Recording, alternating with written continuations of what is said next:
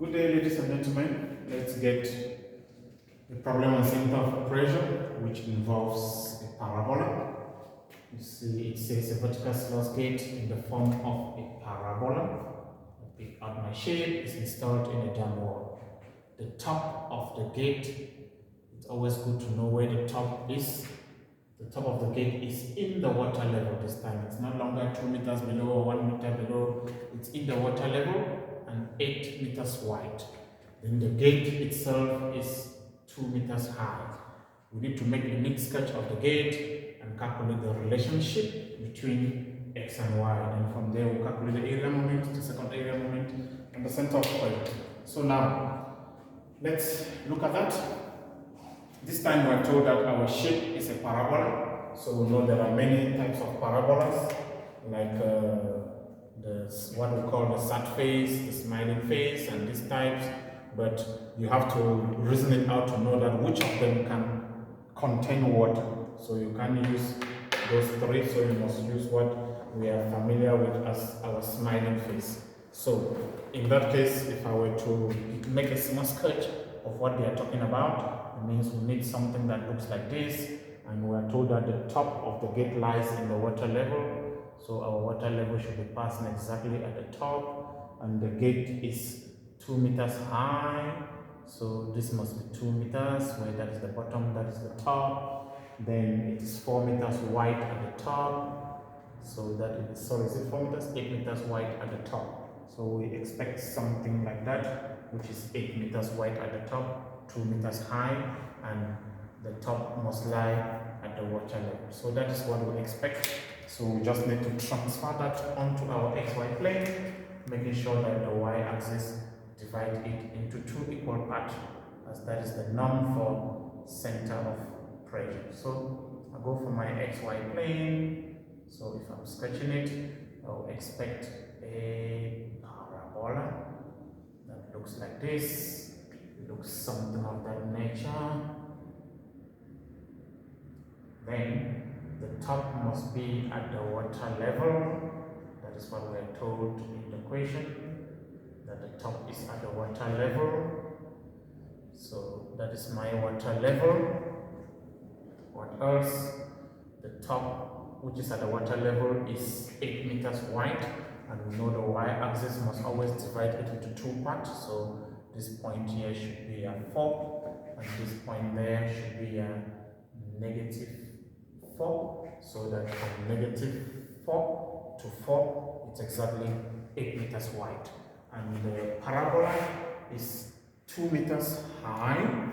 So if it is 2 meters high, that means if the bottom is at 0, the top is exactly at 2. So that's our diagram. And now put our horizontal strip. So this is our horizontal strip, as we always do, with center of pressure. And that strip is a rectangle whose length is x plus x. That gives us 2x. The width is dy since it touches the y-axis. And the area of that strip, every rectangle has got an area, which will be the length times the width. So we'll call that element of area dA, which is 2x dy. So what is left now is to give the distance from the center of the strip to the water level. So that distance is going to be represented like that, which is r. R is the bigger number, which is 2, minus the smaller number, which is somewhere along the y-axis, so we'll call it y. So that is basically our diagram. So it's now time to calculate the relationship between x and y. So when it comes to parabolas and semicircles, the relationship between x and y is supposed to be the equation of the curve. You see, there are no straight edges, so it should be the equation of the curve. So generally, the equation of this kind of parabola should be in the form y equal to ax squared plus bx plus c. But the fact that we've technically decided to place our parabola above the x-axis means that the base, the bottom, is exactly on the x-axis, and that point there, 0, 0, it's actually your y-intercept. So that immediately eliminates your c, and reduces your equation to the form y equal to ax squared plus bx. So that is what it tells you. And now to move forward, you realize that the fact that the y-axis keeps on dividing your graph into two equal parts, then that means the y-axis here for this parabola is the line of symmetry. So we know that for the line of symmetry, its equation is x equal to negative b over 2a. So in that case, if your line of symmetry is the y-axis, another name for the y-axis is x equal to 0. So if you go into this equation and you make x 0, it automatically tells you that from your calculations b will also be 0. So you see, this guy also becomes 0. So if you are smart enough to place your parabola above the x-axis, it makes a lot of work easy for you because your c will be 0, your b will be 0. Your simple relationship between x and y will just be y equal to ax squared. So that will be what we'll be looking at our relationship between x and y. So we've eliminated b, we've eliminated c. So all we need now is just to calculate the value of a. So I almost forgot something on the graph, the edges. So this point is the point where we've got 4 on the x and 2 on the y. This one is where we've got negative 4 on the x and 2 on the y. So to get the value of a, we need to substitute either this point or that point which are on the parabola. We can't use the origin because it will not let us anyway. So I can just pick any of them. So at 4, 2, I always prefer using the positive ones because I know what negative numbers can do to students. So if I go to 4, 2, 2 will be y, 4 will be x. So that will be 4 squared. Sorry. So that will be telling us that we've got 2 is equal to 16a, and that means a is equal to 2 over 16, which is 1 over 8. And therefore, the relationship between x and y is y equal to 1 over 8x squared. So, as I've always loved to do, once I get the relationship between x and y, I'll quickly remember where I'm going. Where I'm going, I will need a 2x. So it's always advisable that as a student, try to look through that relationship and figure out how can you make 2x the subject, because you need it ahead. So in that relationship between x and y, which is y equal to 1 over 8x squared, if I kill the fraction by multiplying everyone by 8, it becomes 8y is equal to x squared. Then I take the square root. This gives me root 8 times root y. You see the way I prefer to put it is equal to 2x. So root 8, your calculator will return 2 root 2 because 8 is 4 times 2. The square root of 4 is 2. Root 2 times y to the power half is equal to x. So if I multiply both sides by 2 now, this one will become 4 root 2 y to the power half is equal to 2x. So I've managed to manipulate this relationship between x and y to create 2x, which means if I go on with my calculations, each time I see 2x, I will put in 4 root 2, which is a constant, times y to the power half. So guys, that's how we do the A part. Let's now move to the B part. The B part needs the area moment about the water level. So the area moment about water level, the definition is on page 5 of our formula sheet. So I've just replaced the x or y you see in that your formula by a W standing for our water level, but the formula does not change. So that's our formula. So if you keep doing your job like myself, you see that your arrow, you'll see it on your graph, your TA, you'll see it on your graph. You just copy from the graph. So I'll do that. So this is the integral from a, let me leave that one for now. My arrow is 2 minus y. My dA is 2x dy. Then dy tells me where I read a and b. I read it from my graph, from the bottom of the graph to the top of the graph. That will be from 0 to 2. Then my 2x, you see I've done the job down there. You can see your 2x is down there. So in your 2x, 4 root 2 is a constant. You take it out. So if I'm substituting it there, I'll put my 4 root 2 out. Then in here, I just have 2 minus y into y to the power half dy. So that is what I get. Then I can open the bracket. If that is done, I will get 4 root 2, the integral from 0 to 2 of 2 to the power a half minus 2 to the power 3 over 2. If you multiply that, that is where it takes you. Then now you integrate. If you integrate, you get 2y to the power. If you add 1 there, you get 3 over 2 divided by 3 over 2 minus y to the power. If you add 1 to the power, you will get 5 over 2 divided by 5 over 2 from 0 to 2.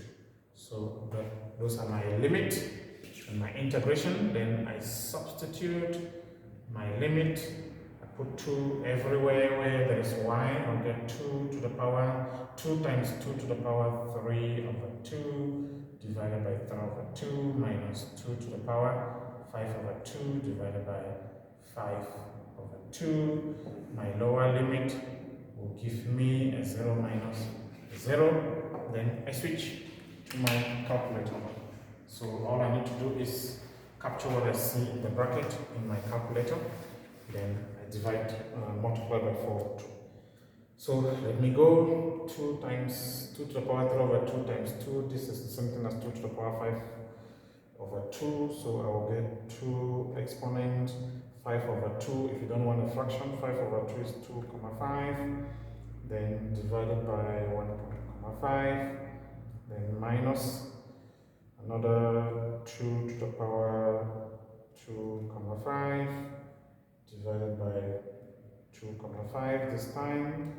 That gives us 1, 5. Then you multiply by 4 root 2. So if you do that, you get 128 over 15. That's what I see in my calculator. It gives me 128 over 15. If you prefer decimals, what does it give me? It gives me 8,533 unit cube. So that is it. Whichever answer you prefer is fine. So that's our area moment about the water level. Then we'll go through the same procedure for second moment of area. So second moment of area also defined on page 5 of the N6 formula sheet as the integral from a to b of r squared to a. So I will now start copying that information from first moment. So my a and b, I can see it is 0 to 2.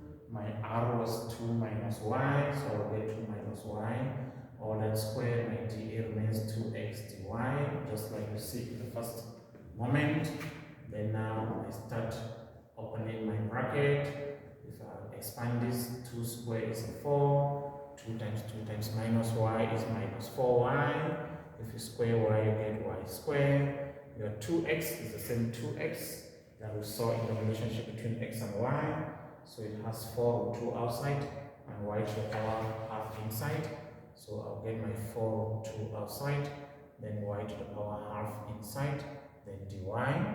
Then I open my bracket. I get 4 root 2, the integral from 0 to 2.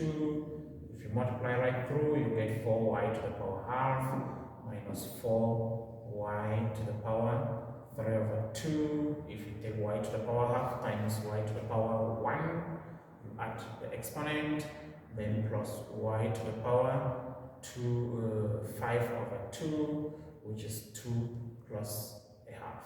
So that is what you have now to integrate. If we integrate that, we'll get 4 root 2 into 4y to the power. If you add 1 there, you will get 3 over 2 divided by 3 over 2 minus 4y to the power 5 over 2 divided by 5 over 2. When you add 1 there, then the last one, y to the power 7 over 2 divided by 7 over 2 from 0 to 2. So that's our integration. Then we substitute our limit. We are going to get 4 into 2 to the power 3 over 2 divided by 3 over 2 minus 4 into 2 to the power 5 over 2 divided by 5 over 2 plus 2 to the power 7 over 2 divided by 7 over 2. Then the lower limit It's a 0 minus 0 plus 0. Then over to the calculator again. That looks like a challenging one, but we'll see if we can go through that. We'll do the part in the bracket first. So I get 4 multiplying 2 exponent 3 over 2 is 1 comma 5 divided by 1 comma 5, then minus 4 again in bracket 2 to the exponent 2 comma 5. Sorry, that one needs an exponent 2 comma 5, then divided by 2 comma 5, then plus I get